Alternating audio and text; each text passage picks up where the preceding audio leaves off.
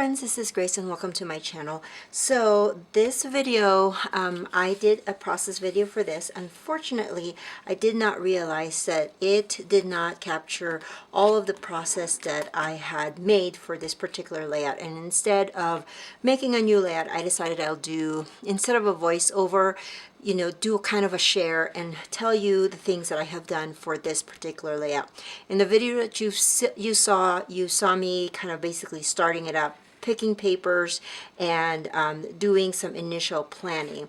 I am basing this layout on this one, Scrapbook Generation. It's a sketch support, free sketch number 27 by Allison Davis. And I like the blocks of the papers and how it's concentrated on mostly the center of the layout. And I also like that it has a long journaling because I have a lot to say about this particular layout. This is, of course, my next layout or process layout that's based off of this book, Daily Creative by Todd Henry. This is my creative exercise series that I'm doing this year, and this one in particular is based off of, let me see here. It's based off of March 30th, and it's celebration, and it says that when was the last time you truly meaningfully celebrated an accomplishment, truly marking a moment and making it meaningful. Celebration should feel legitimate and substantial. It's a way to prevent work from feeling like a never-ending stream of projects and tasks. Celebrate big and celebrate often. So that was what was going through my head as I was picking papers and as I was doing the process. So this one is my son's senior night scrapbook page, when senior night for wrestling.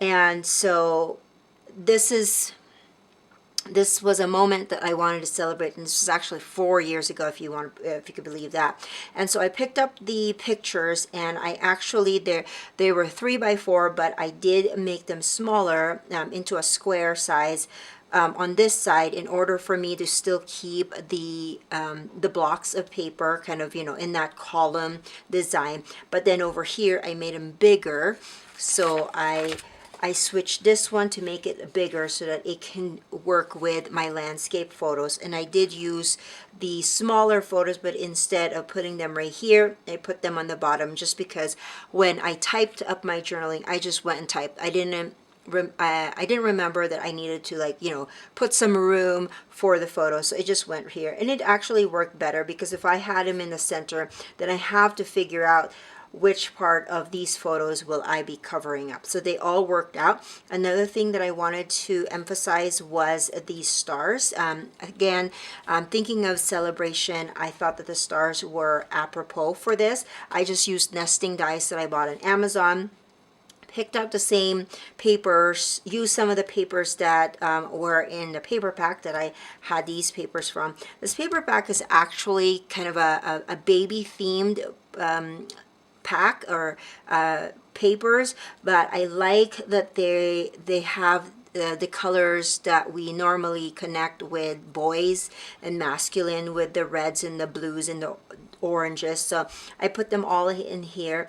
Also, my son's high school colors are gold, which is, it's actually not gold, it's more yellowish and blue. So I made sure that I incorporated that in here as well. This was a really fun layout to create, and I like the idea of celebrating. So if you are interested in making a layout like this, or if you are inspired by the prompt that I just read, do something or create something that helps you celebrate so that it will break the monotony of the pressures of us creating over and over again for maybe for other people, or this trying to hit our goals as far as our creativity goals. Sometimes we just need to create something that celebrates where we are at that moment in creativity.